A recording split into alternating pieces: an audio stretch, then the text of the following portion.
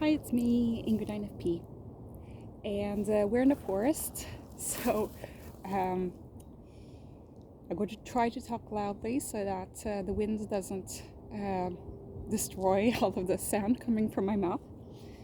Anyway, so as you can see, there is some sunlight.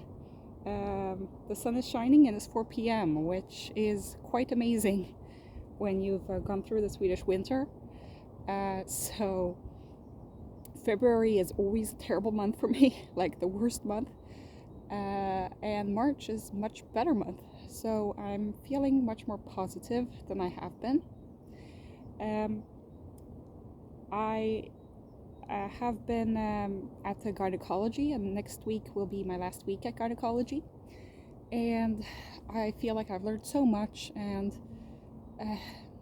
been surrounded by such positive people that even though the field is not for me, it still felt really a positive experience, all in all.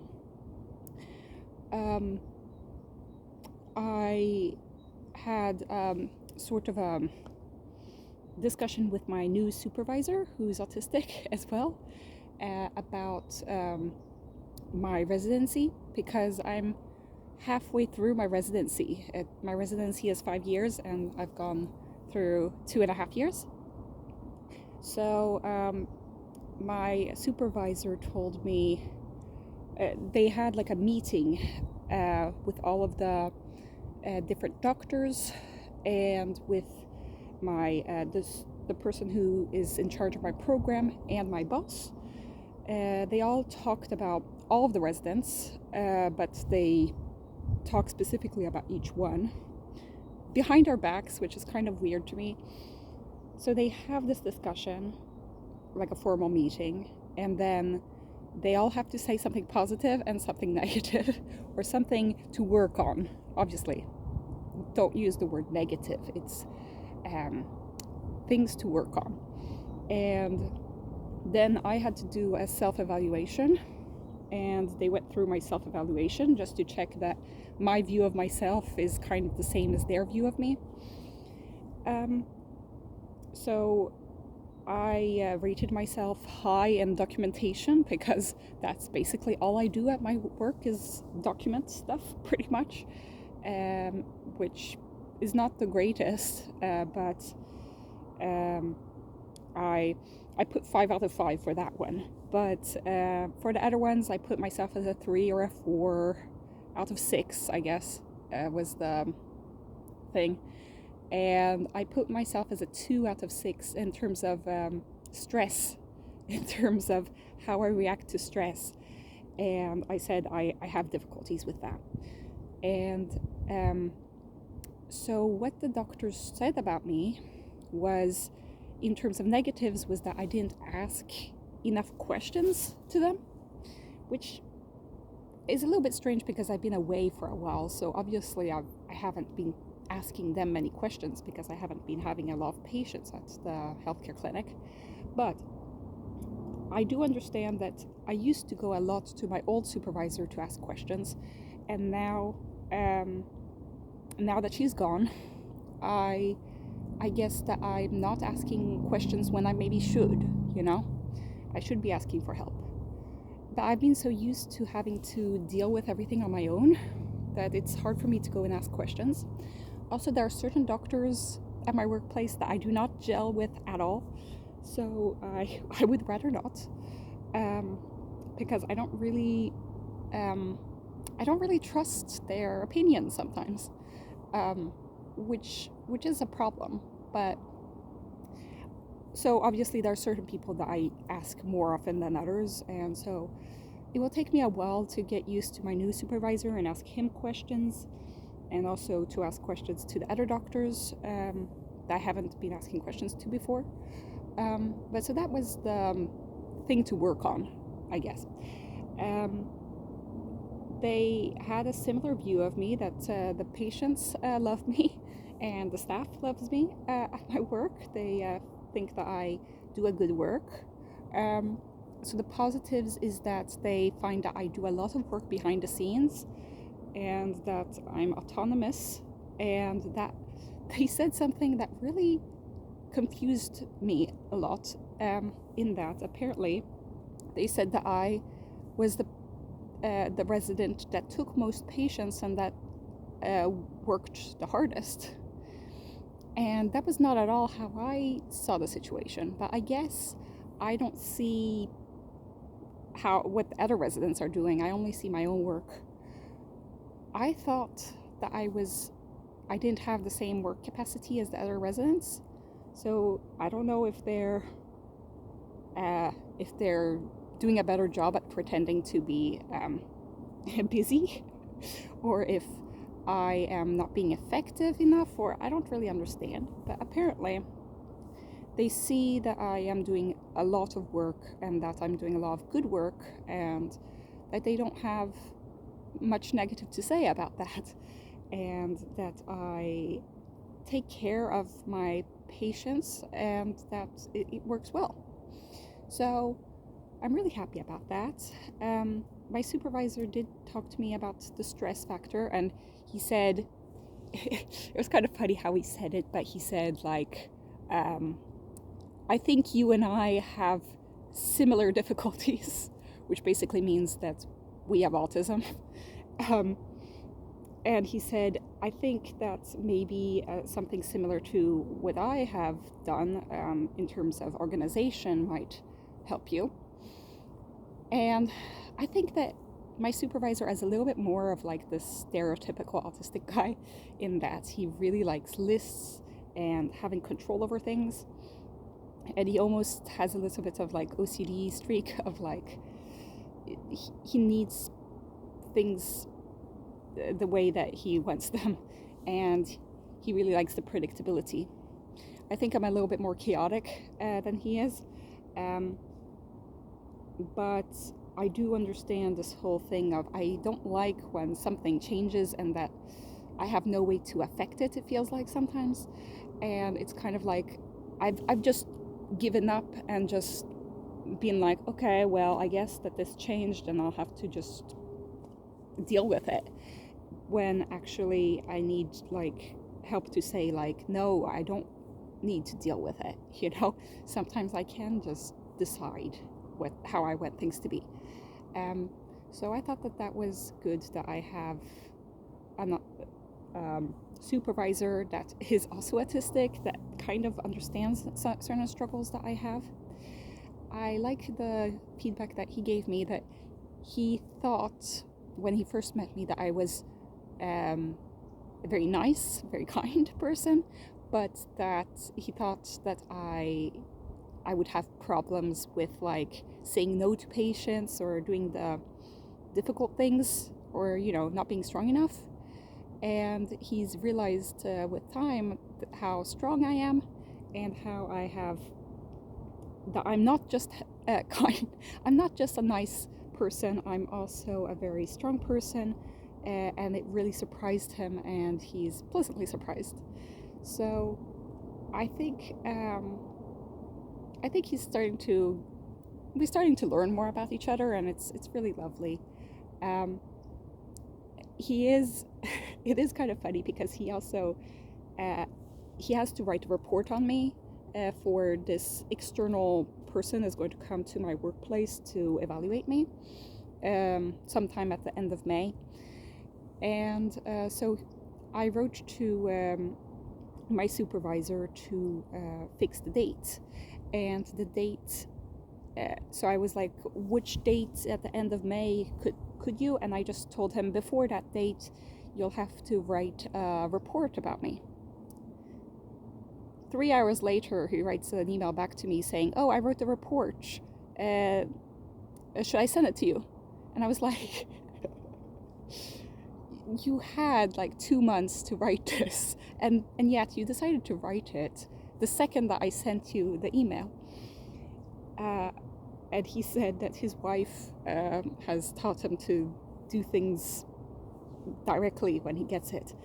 And as I know who his wife works at the gynecology place where I am right now. I can kind of see his point. You can definitely see who who bosses who around in that relationship. But yeah, so his wife is very, very decided on things, and yeah, she's very small, but she's definitely the person who controls things in his household. Anyway, I just found it really funny because I was like, yeah, sometimes sometimes I recognize certain things in myself that he will do. Because also another thing that happened while I was at the gynecology is that one of the midwives had colored her hair. She dyed her hair a different color, or like slightly lighter, I guess. And I came in and I've been taught, masking my whole life.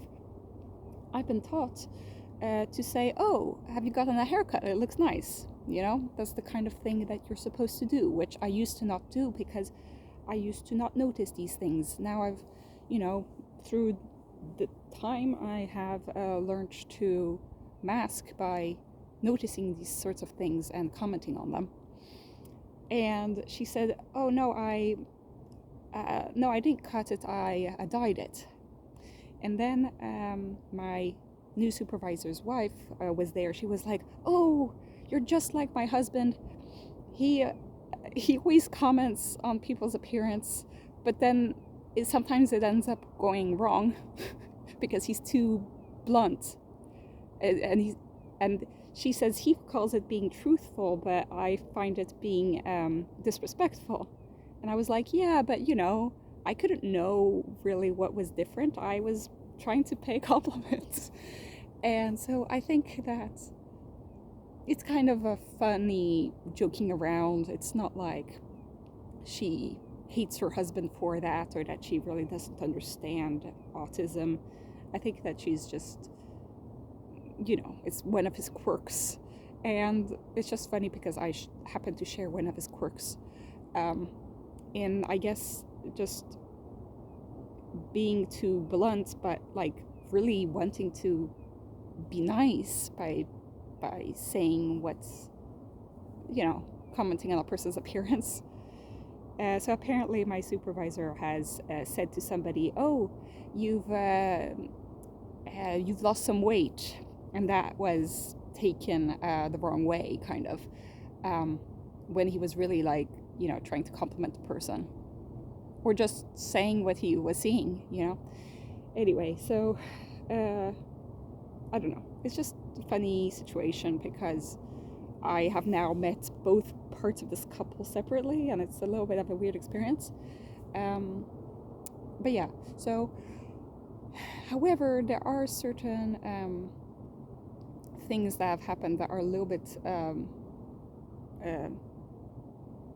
there was another conversation that we had at the gynecology, in which there was one gynecologist who went on a skiing trip with all these teenage and young adult boys/men, and there was one guy who wasn't taking care of his hygiene and who was, acting like a teenage boy even though he was 20. And she said that she suspected that he had autism. And yeah, you could tell that there was, these are people who know about medicine, but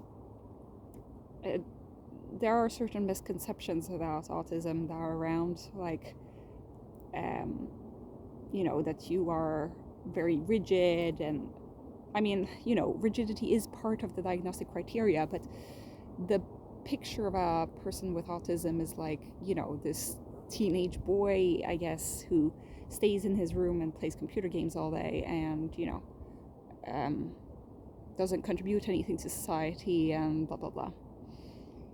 And I realized, like, I can't disclose my autism with these people, because, they aren't educated about autism enough. And there's a lot about, what is the norm, there are people out there, there are autistic people as well who are like really nitpicky about hygiene.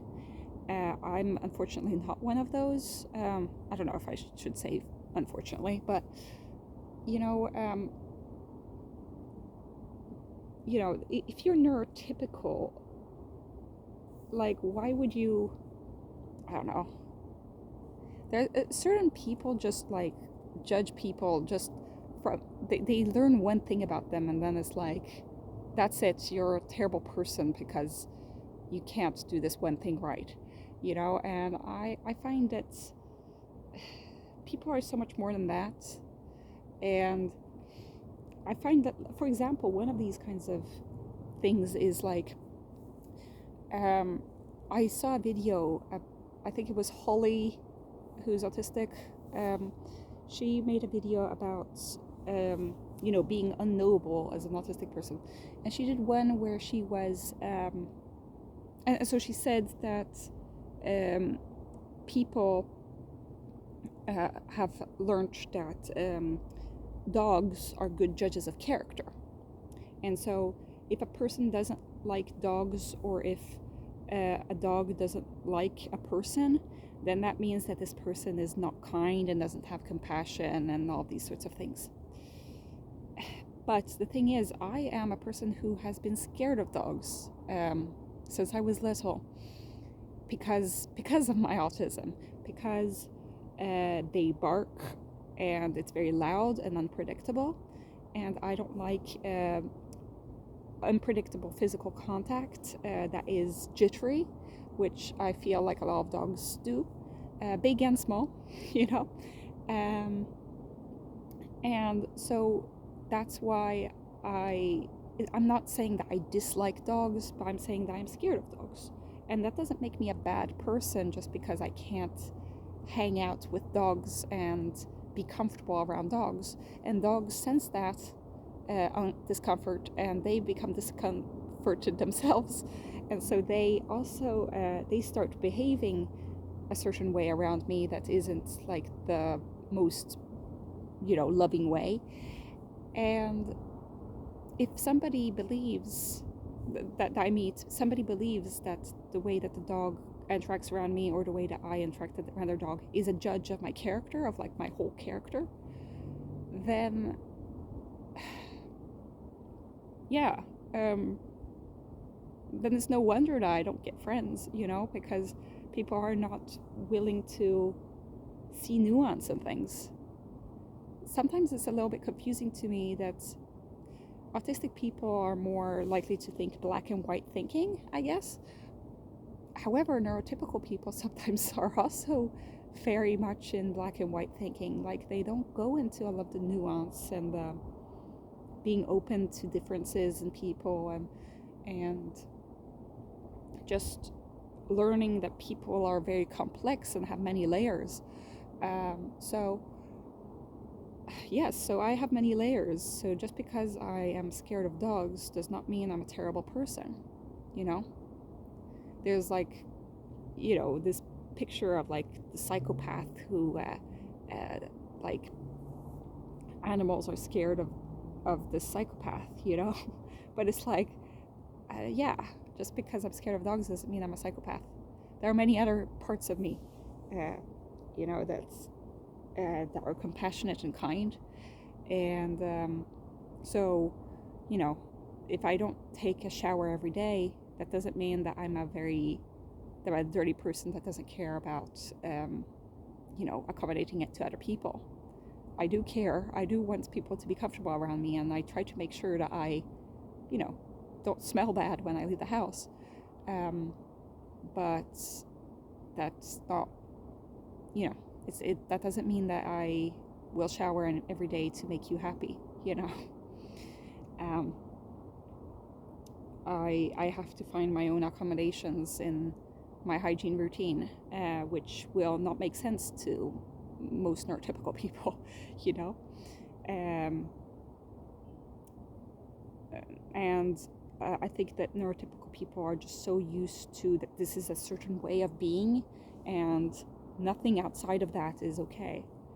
And I mean, I've been ableist person as well. You know, I've been a person who has had a certain idea of how things should be, and then a person who doesn't fit that, and I've judged other people in the past, you know. But I'm trying to just, you know, keep an open mind about, you know, one thing doesn't make a whole person. One trait does not disqualify this person from my life.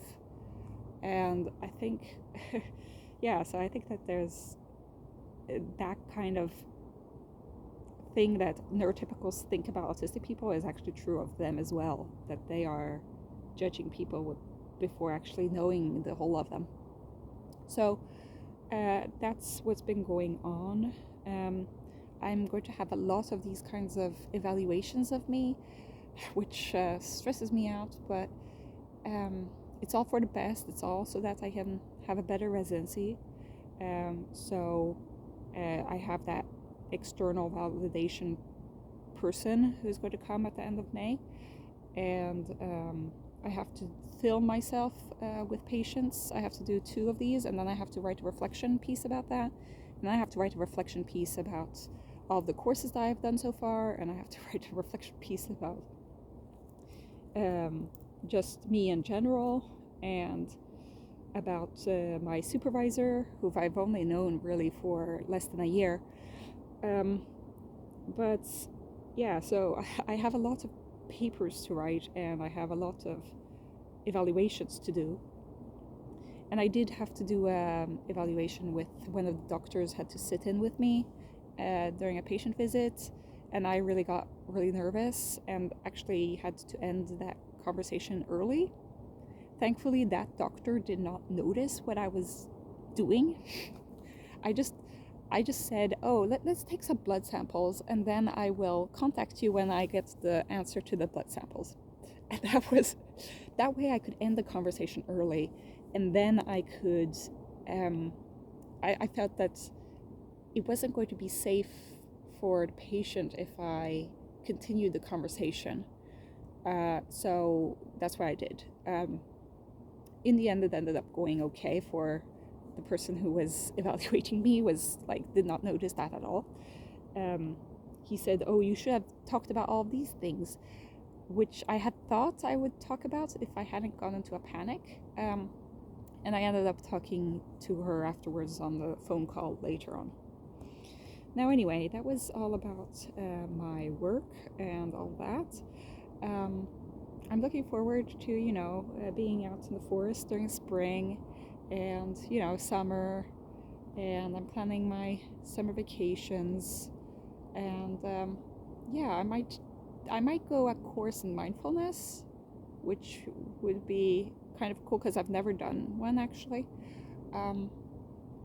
It's just going to be like three sessions, but I would like to try that out. Another thing is that next week I'm going to be going to the neuro rehab place, and they're going to talk to me about that social worker from my town.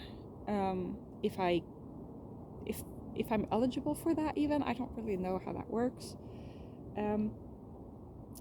I had a dream last night. Let's end this on this.